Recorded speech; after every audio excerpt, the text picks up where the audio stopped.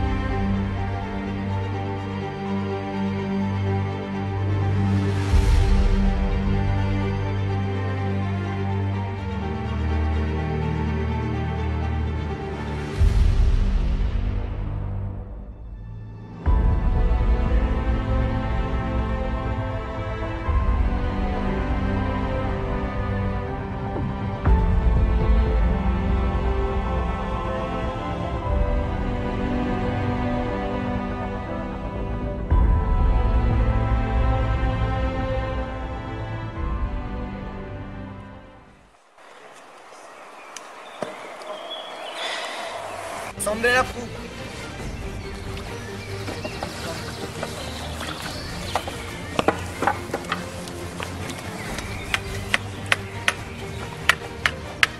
Montez les côtés.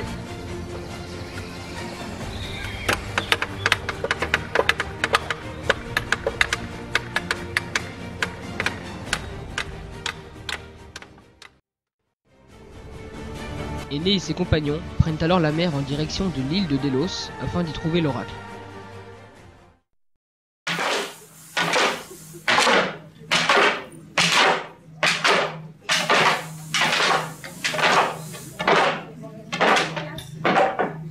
Arrêtez-vous là. J'irai voir l'oracle seul.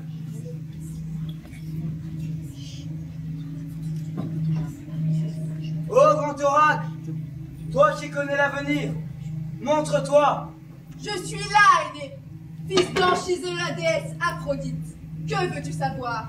Oh grand oracle, où dois-je aller fonder ma nouvelle cité? Tu devras fonder ta cité sur la terre de tes ancêtres.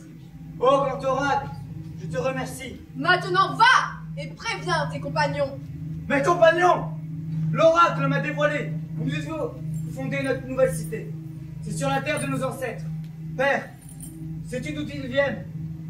Bien sûr, fils, nos ancêtres viennent de Crète. Alors qu'attendons-nous? Embarquons! Ouais! Énée et ses compagnons décidèrent de se rendre en Crète. Là, ils y fondèrent une nouvelle cité du nom de Pergamée. C'est alors qu'une épidémie de peste frappa les Troyens, qui se retrouvèrent totalement désemparés. Mais les Pénates apparurent à Énée et l'informèrent de son erreur. En effet, il n'était pas sur la terre de ses ancêtres, loin de là. Mes amis, construisons ici notre cité. Ce sera un havre pour le restant de nos familles.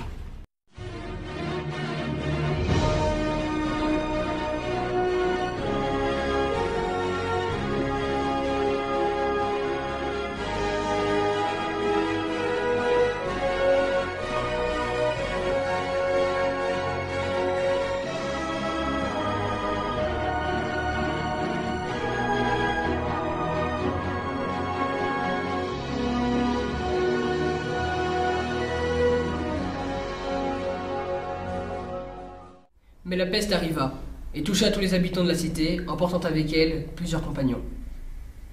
La peste nous tue.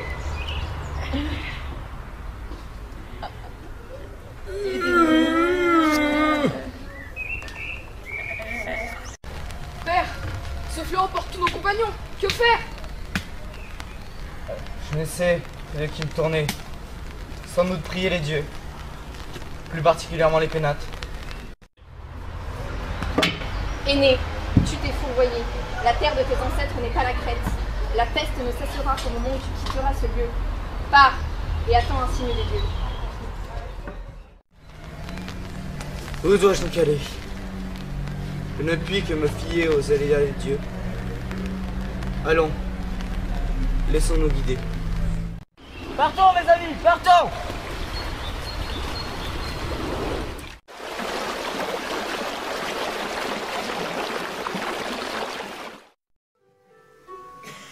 Énée et les siens se préparent alors à quitter la Crète.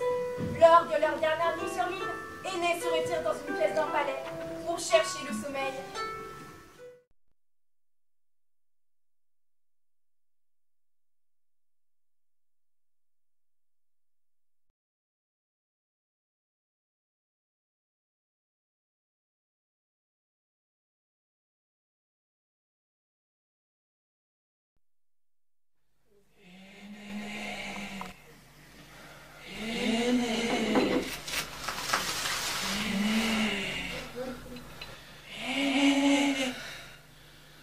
Ce n'est pas ici qu'est ta ville.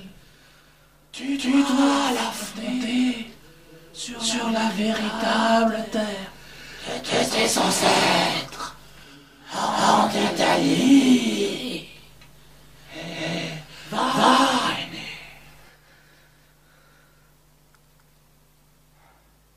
Évidemment.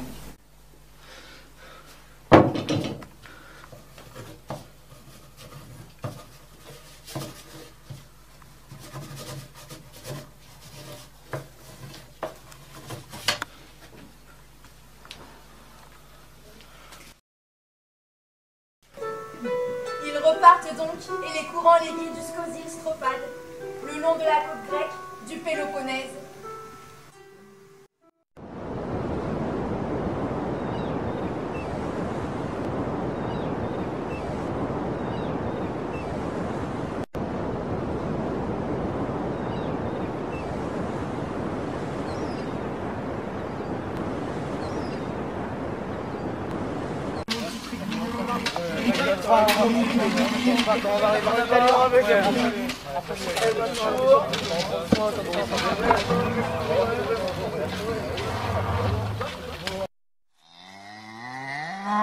Anatolios, Bironas, regardez, des bœufs, allons les chasser.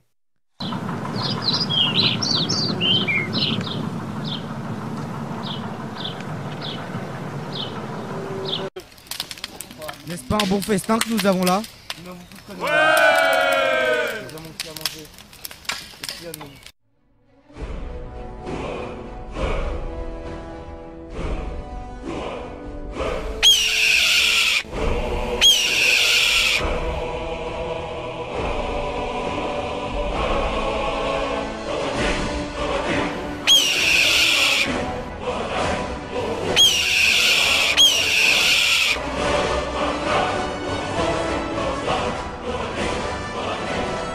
Ces tables, dévouées un jour à David Morcio, ne doivent point t'effrayer. Les destins sauront s'accomplir et l'oreille d'Apollon ne sera point sourde à tes prières.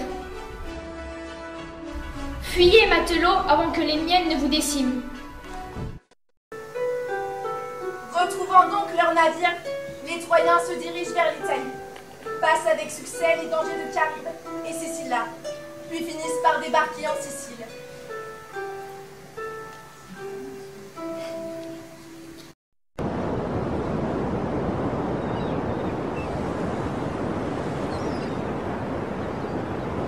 Installons le camp et allons nous coucher. Le voyage fut long. Thomas, regarde.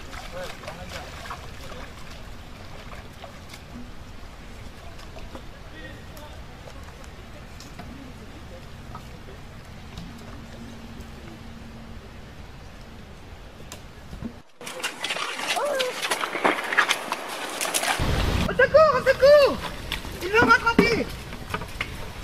Laissez-le passer. Assis-toi, calme-toi. Raconte-nous. Assis où?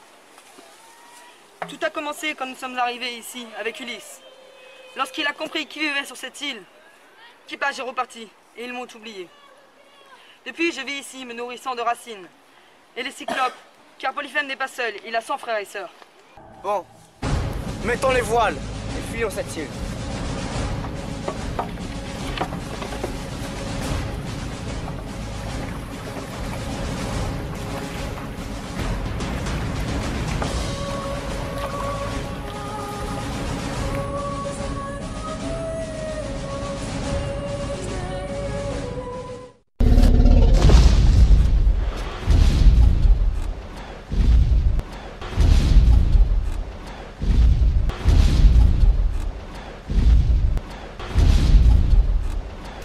Un cyclope!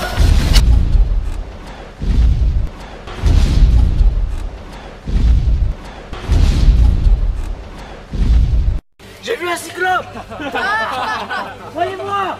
Non, regardez! Regardez ses yeux! Oui.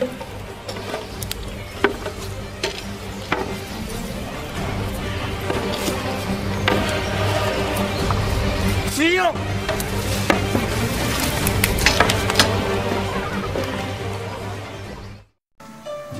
Pendant qu'Énée et ses compagnons quittent l'île de Polyphème et voguent au gré des vents, les dieux, sur l'Olympе, délibèrent sur la conduite à tenir concernant l'avenir d'Énée.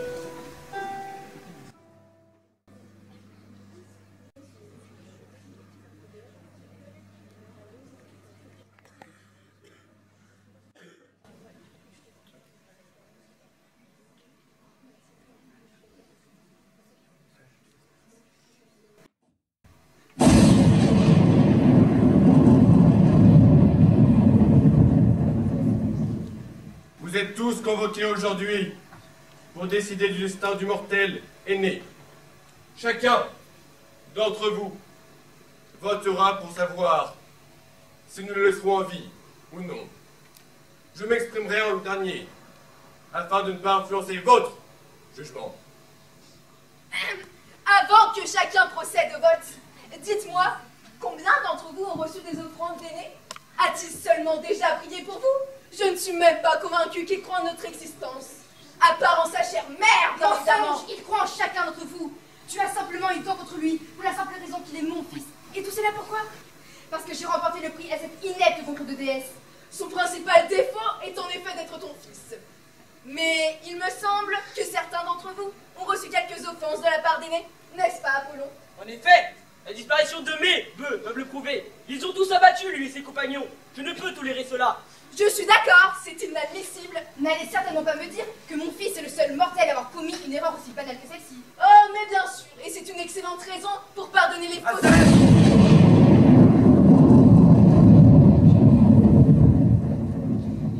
Cela suffit. Vos arguments se transforment en conflit. Et ce n'est pas acceptable.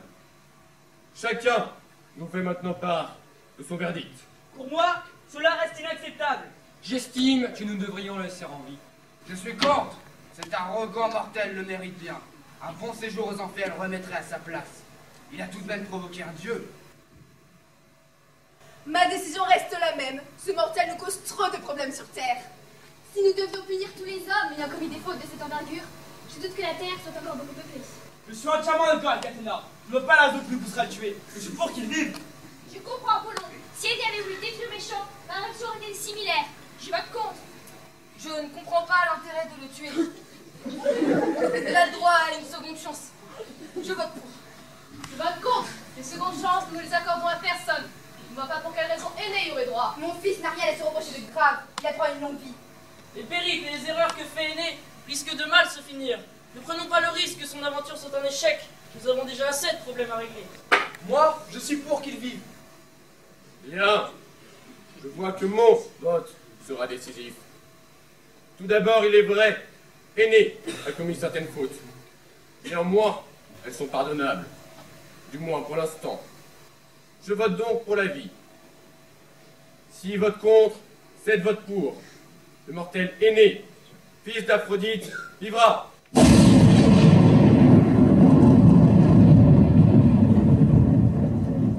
Éole,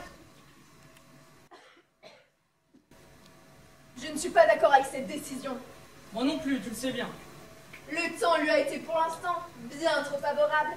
Arrange-toi pour que cela change, mais reste discret. Je pense pouvoir remédier à ce problème. Je vais envoyer Zéphyr jusqu'à lui pour qu'il dérive sans cesse. Très bien. Quel malheur risque de s'abattre sur mon fils. Cette traînée me le payera. Mais cessons de tergiverser. Il faut que je le convienne. Aîné, Héra en a après toi. Elle a envoyé Éole déchaîner une tempête afin de couler ton navire. Sois prudent, mon fils. J'irai à la mer. Merci. Cupidon, oui, j'ai besoin de toi. Aîné va arriver dans quelques heures sur l'île de Carthage. Il faut que tu te débrouilles pour qu'il tombe amoureux de la reine, dis donc. Ainsi, il n'achèvera pas sa quête. En es-tu capable? Évidemment, Héra.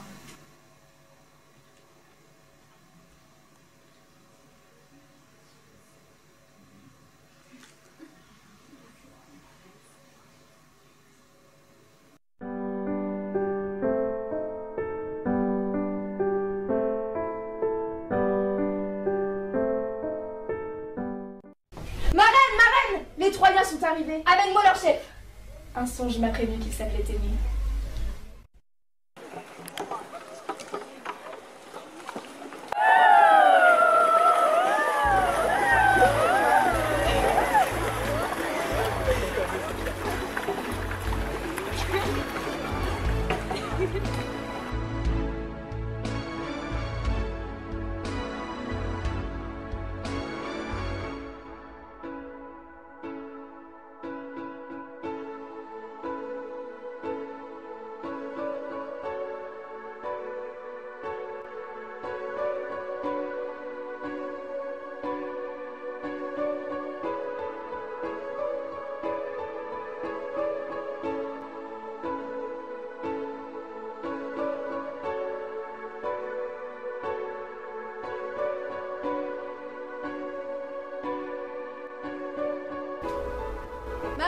Je vous présente Aîné, chef des Troyens.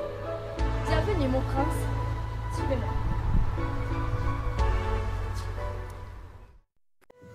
Les hommes d'Aîné et lui-même passent des moments tellement agréables à Carthage qu'ils en oublient leur mission. C'était toutefois sans compter sur l'intervention de Jupiter, qui leur dépêche son messager.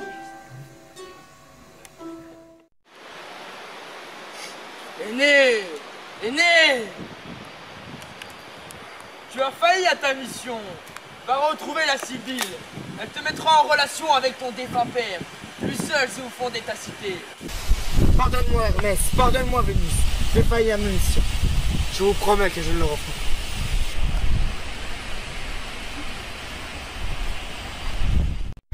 pas. Mes compagnons, partons. Dis donc ne doit pas être au courant.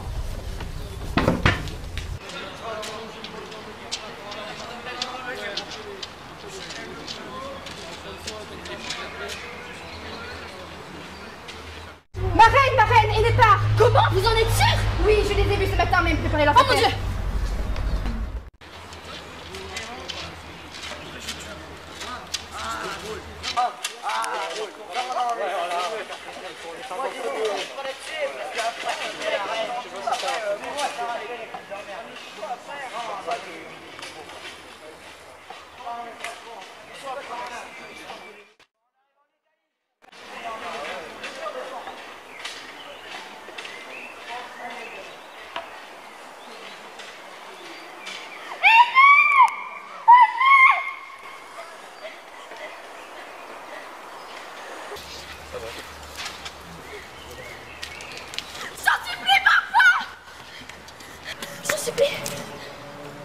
Je le dois.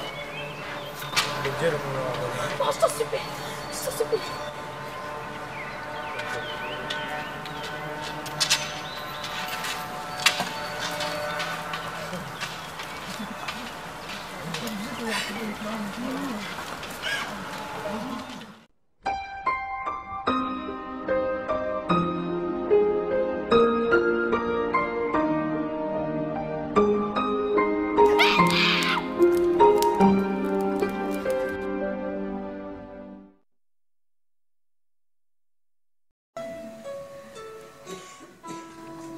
Aîné arrive alors à Cume, le long de la côte italienne, où se trouve une entrée vers les enfers et où la Sibylle, prêtresse prophétique, pourra l'aider à terminer sa quête.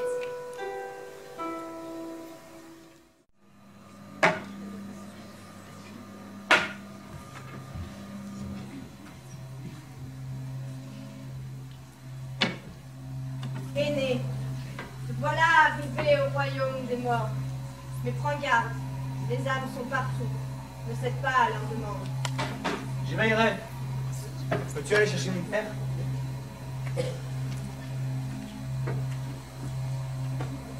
Aîné, c'est toi? Pourquoi es-tu parti? Il ne s'est pas passé un instant sans que je pense à toi. C'était mon destin. Et Dieu me l'avait ordonné. Je n'avais pas le choix. Et toi, que fais-tu là? Après ton départ, je me suis jetée dans le feu. Mais pourquoi? Non, calme tes ardeurs. Maintenant, mon cher fils, que fais-tu au royaume des morts? Père, j'avais des questions à te poser. Sais-tu d'où viennent nos ancêtres? Bien sûr. Nos ancêtres viennent d'Italie, au Latium. Maintenant, je vais te montrer des fragments de ton futur.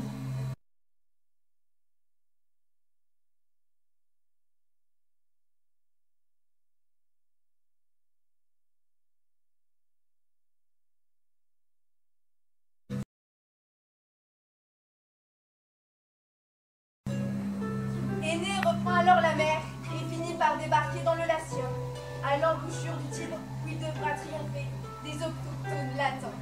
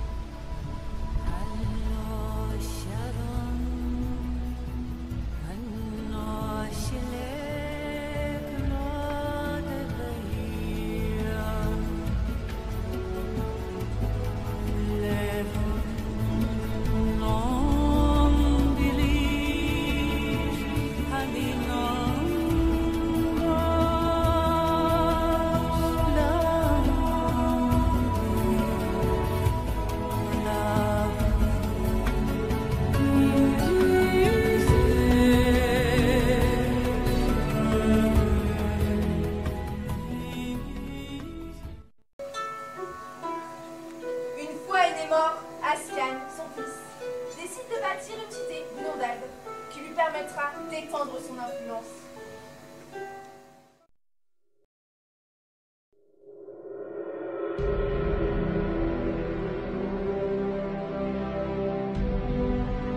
Mon père a donné sa vie pour que l'on puisse fonder ce havre. Et nous allons le bâtir ici. Faisons-le en sa mémoire.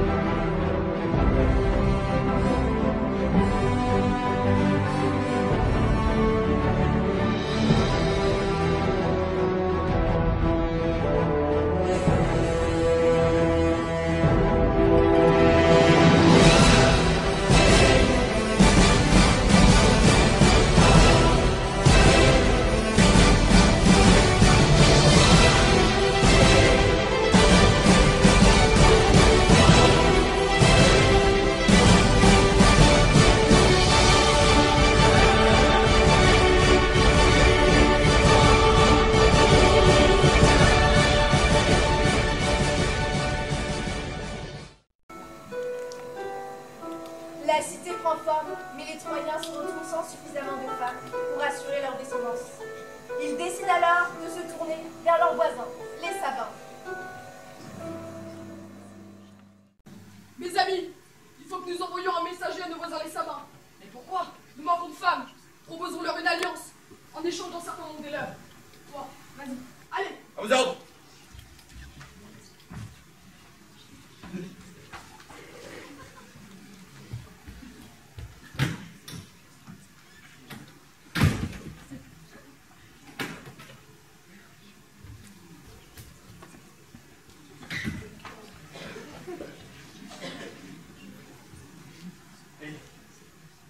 Les Sabins ont refusé notre demande. Attaquons-les par surprise. Ils ne s'abandonneront pas. Nous aurons l'avantage. C'est une bonne idée. Mais leurs fortifications sont immenses. Je sais. Organisons des jeux et invitons-les à y participer. Les Sabines seront seuls, nous pourrons les capturer. Je vais vous expliquer. Lorsque les Sabins participeront aux festivités, les Sabines seront seuls sur les gradins. Certains d'entre nous iront les chercher.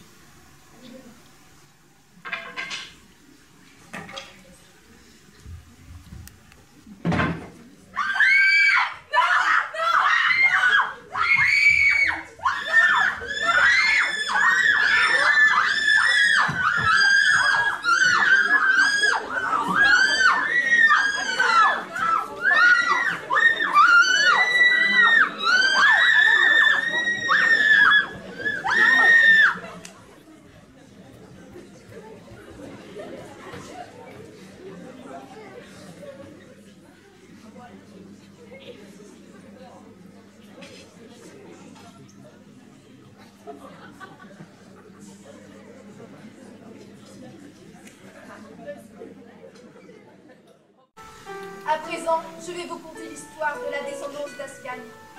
Les Sabines engendrèrent donc une nouvelle génération dont fit partie Procas, le propre fils d'Amulus. Nouveau roi d'Albe et aimé de tous, Procas devint le père de jumeaux, Amulus et Numitor, au caractère totalement opposé. Amulus était tendu, aux antipodes de l'altruisme manifeste de Numitor. Chacun des deux eut une fille, et celle-ci devint inséparable.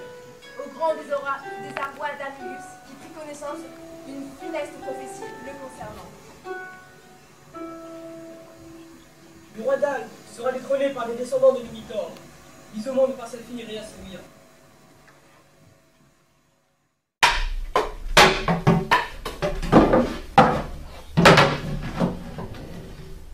Numitor, moi, Amulius, je te condamne à l'exil. Je suis le nouveau roi d'Albe. Rhea Silvia fut contrainte de devenir Vestale, protectrice du feu sacré. Amulius, tyran retors, comptait sur le fait qu'elle devait rester vierge pour contourner la prophétie. Mars remarqua cette belle jeune fille, descendit de l'Olympe et s'unit avec elle. Elle accoucha ainsi de 2 jumeaux, Romulus et Rémus, mais la nouvelle de leur naissance arrivait aux oreilles d'Amulius. Elle fut enfermée dans le temple et un serviteur d'Amulius les emporta dans un panier qu'il déposa sur le Tibre, les laissant aux aléas du destin.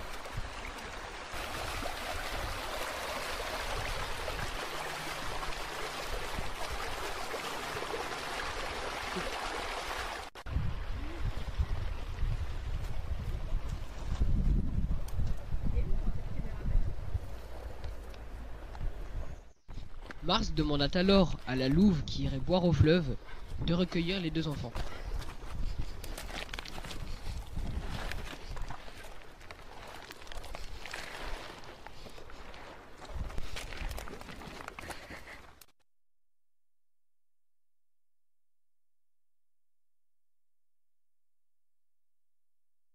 Des années plus tard, Romulus et Rémus, devenus bergers, se dirigent par hasard vers le refuge de Numitor, leur grand-père exilé qu'ils ne connaissent pas.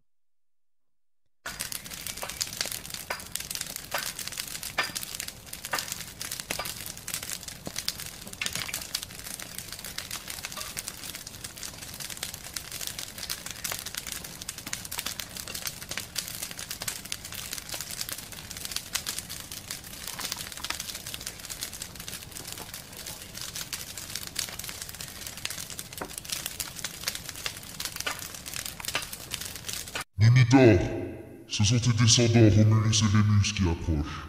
Protège-les et aide-les à destituer ton frère Amulius.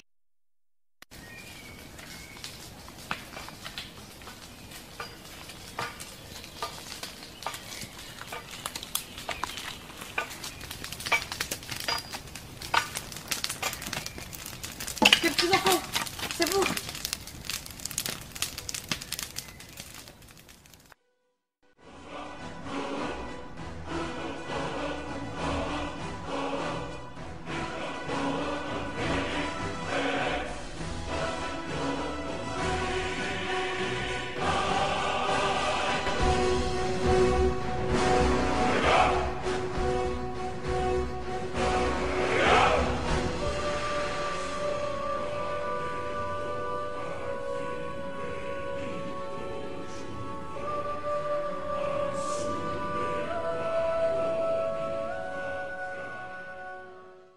Après la reconnaissance des jumeaux par Numitor, ces derniers forment la révolte contre le despote.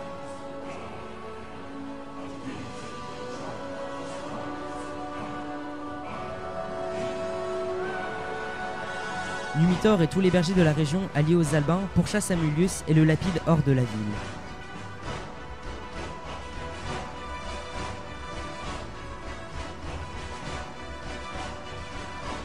Numitor est donc proclamé roi d'Albe. Il y fait quelques années la prospérité, puis Romulus et Rémus décident de partir fonder leur nouvelle cité. Ils se dirigent alors vers les rives du Tibre, là où ils ont été recueillis des années auparavant.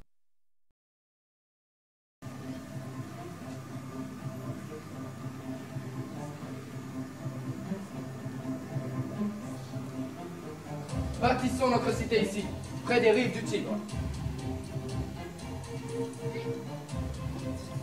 Non, tourne-la sur cette colline. Nous serons davantage en sécurité. Non, je la veux près des rives du Tibre. Ces terres seront plus fertiles et favoriseront notre développement. Dans ce cas, ils sont les dieux décidés. Soit, attendons qu'il vous parle.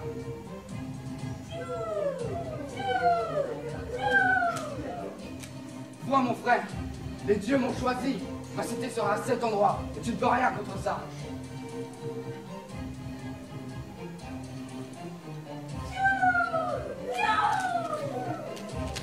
Tu t'es fourvoyé. Je suis l'élu et tu dois m'obéir. Je refuse de me fier aux exigences des dieux. Ma cité sera à cet endroit et s'il le faut, je la bâtirai de mes propres mains. Fais ce que tu veux, mais fais-le loin d'ici. Et surtout, ne dépasse pas la limite que je trace avec mon glaive. Ce sera le pandérium sacré de ma cité. Voilà ce que j'en fais de ta limite. Si tu m'affranchis, je te tue. Tu n'oseras pas. Mon frère ne commet pas un acte que tu pourrais regretter.